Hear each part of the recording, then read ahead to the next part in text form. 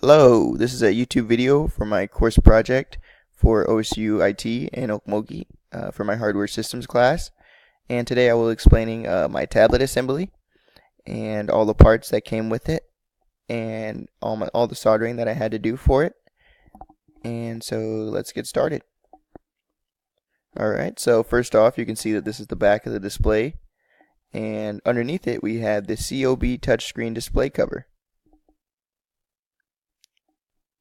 Alright, and next you can see this is a front facing view of the COB touchscreen display cover and the display underneath it.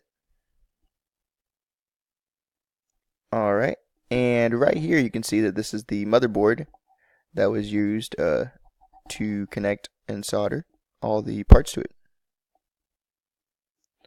Alright, and here are all the individual parts for it. Let me list them off. Alright, and so we have the button board, the TF card board, we have the camera, the speaker, the Wi-Fi antenna, the gray cable, and we have the back camera glass, we have the back camera decorative piece, the back camera frame, the side button, the PCB bracket, the power button, the speaker dust caps, the display bracket, and right here we actually have the thermoconductive graphite sheet as well.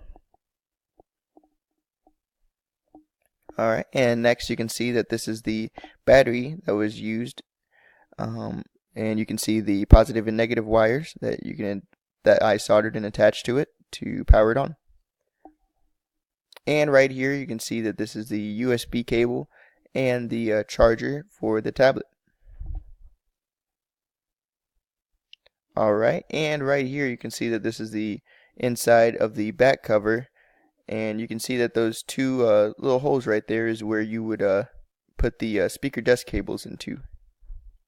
And also you can see the back camera piece where I had to solder it. And this is the front part of the back cover. And now we get on to the steps. So step 1 was to install the power button and volume button on the front frame. This was relatively easy. All I really had to do was to take out the power button and the volume button and to just push it into the display case and pop it in there and make sure that it's working. It was pretty easy to do. Step 2 was to paste on the thermoconductive graphite sheet, and this was easy because all I had to really do was just take off the film to where it would have the sticky part already on it, so where I could just stick it onto there. Step 3 was to insert the motherboard into the front frame and insert the flat display cable. This was pretty easy. All I really had to do was just insert the cable into it and to align the motherboard exactly right, how it should be. Step 4 was to install the button board and install the PCBA bracket. This was relatively easy since I already had my screwdriver. All I really had to do was align them in there and place them just how they should and just screw them in. And we are on to step 5, where it was to make sure that the motherboard is screwed in correctly. This was pretty easy. All there really was on the right side was 3 little screws that I had to screw in. I believe there was 2 other screws on the other side that I had to screw in as well, but it wasn't really that much of a problem. All I really had to do was align it in there and make sure that the power button and the volume button were nice and secure to where if I had to press them, they would work correctly. And step 6 was to secure the 2 display frames.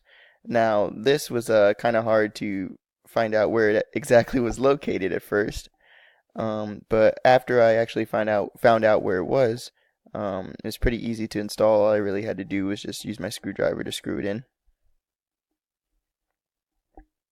And we are on to step 7, which was to install the TF cardboard and secure it with screws. This was pretty easy, especially since we didn't have to solder it like was originally planned. All I really had to do was just take the 2 screws and put them into the holes that are right there, and just screw them in and make sure it was on type. Now we are on to step 8, which was install the back camera decorative piece and fix it by soldering it.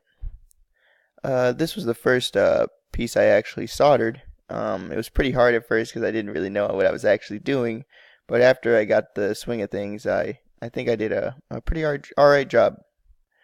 And you can see on the right side the picture where the decorative piece is actually fitting in there, and it didn't fall off after I soldered it and made sure it was all, it's all good. And we are on to step 9, which was solder the Wi-Fi antenna. This was a little bit harder because I had to make sure that the Wi-Fi antenna piece was aligned with the board where I had to solder it. Again, I didn't really know that much about soldering, but after practicing for a little bit, I think I kind of got the hang of it a little bit. Oop. And now we are on to step 10, which is solder the speaker cables. Now, this I would say was the hardest part of the soldering, or really the hardest part of assembling the tablet, to be honest. At first, I tried to solder them, but it seemed like two of the wires had gotten connected with each other and onto the same part of the motherboard socket. So I had to fix that real quick. And after I assembled the tablet, I had figured out that by turning it on, that the audio was not working. And so what I ended up having to do was to take out the old speakers and use some new speakers from a different tablet case that was not owned by anybody.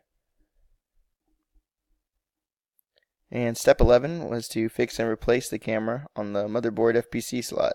This part was relatively easy because all I really had to do was to just put the FPC cable into the FPC slot and secure it in there. And I just had to fix the camera and place it in there and make sure it was in there correctly. And now we are on to step 12, which was place the battery near the motherboard and solder it. And for this, it was a little bit harder to do, especially making sure that the wires didn't clash together, or making sure that I making sure that I did solder it right. But after a few tries, I actually ended up, getting it right, and it worked. And now we go on to step 13, which was attach the speaker grills to the back cover. This is pretty easy since all you had to do was just take off the little back film on it, and it already had the sticky tape on the back of it, to where you could just stick it on there and it would hold on tight.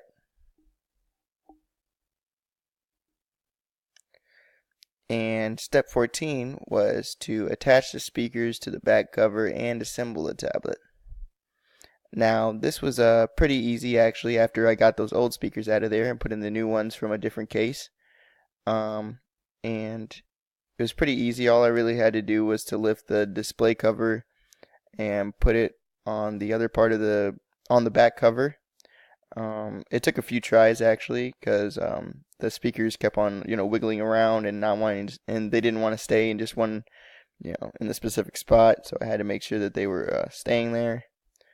And then, as I said before, when I first assembled it, it actually, the speakers weren't working, so I had to disassemble it and replace the speakers, and then desolder it, and then resolder it again with the new speakers, and then I ultimately had to just put it back together, and it worked.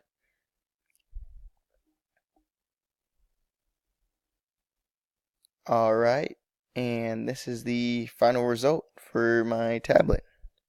As you can see, it was working pretty properly. The Wi-Fi antenna actually worked, as you can see up above on the display notifications.